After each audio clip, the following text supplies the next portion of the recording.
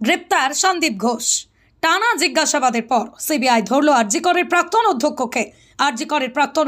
আরজি করে চিকিৎসকের ধর্ষণ খুনের ঘটনার পর থেকে তৎকালীন অধ্যক্ষ সন্দীপের ভূমিকা নিয়ে প্রশ্ন উঠেছিল নানা মহলে। উঠেছিল আর্থিক দুর্নীতির অভিযোগও। প্রায় টানা তাকে তলব করে সিবিআই।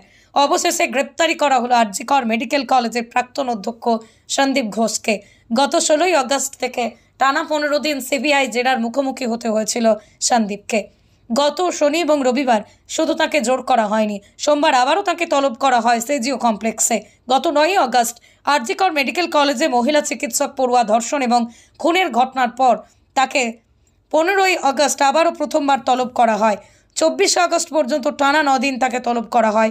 তারপর তার বাড়িতেও হানা দেওয়া হয়। এবার সব জল্পনার শেষ। স্বাস্থ্য দপ্তরে গিয়ে নিজের পদত্যাগপত্র জমা দিয়েছিলেন তিনি।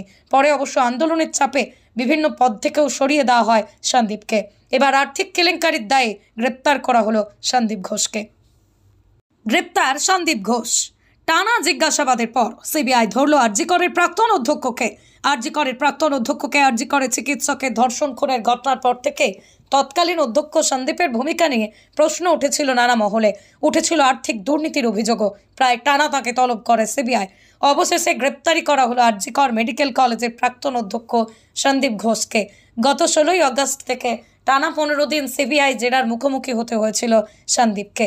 গত শনি এবং রবিবার শুধু তাকে জোর করা হয়নি, সোমবার আবারও তাকে তলব করা হয় সেজিও কমপ্লেক্সে। গত 9 আগস্ট আরজি কর মেডিকেল কলেজে মহিলা চিকিৎসক পড়ুয়া ধর্ষণ এবং খুনের ঘটনার পর তাকে 15 আগস্ট আবারও প্রথমবার তলব করা হয়। 24 আগস্ট পর্যন্ত টানা 9 দিন তাকে তলব করা হয়। তারপর তার বাড়িতেও হানা দেওয়া হয়। এবার সব জল্পনার শেষ। স্বাস্থ্য দপ্তরে গিয়ে নিজের পদত্যাগপত্র জমা দিয়েছিলেন তিনি। পরে অবশ্য আন্দোলনের চাপে বিভিন্ন পদ থেকেও সরিয়ে দেওয়া হয় সন্দীপকে। এবার আর্থিক কেলেঙ্কারির দায়ে গ্রেপ্তার করা হলো সন্দীপ ঘোষকে।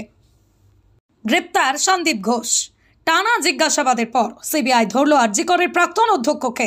আরজি করে চিকিৎসকের ধর্ষণ খুনের ঘটনার পর থেকে তৎকালীন অধ্যক্ষ সন্দীপের ভূমিকা নিয়ে প্রশ্ন উঠেছিল নানা মহলে। উঠেছিল আর্থিক দুর্নীতির অভিযোগও। প্রায় টানা তাকে তলব করে সিবিআই। অবশেষে গ্রেপ্তারি করা হলো আরজি কর মেডিকেল কলেজের প্রাক্তন অধ্যক্ষ সন্দীপ ঘোষকে। গত 16 আগস্ট থেকে টানা 15 দিন সিবিআই জেরার মুখোমুখি হতে হয়েছিল সন্দীপকে।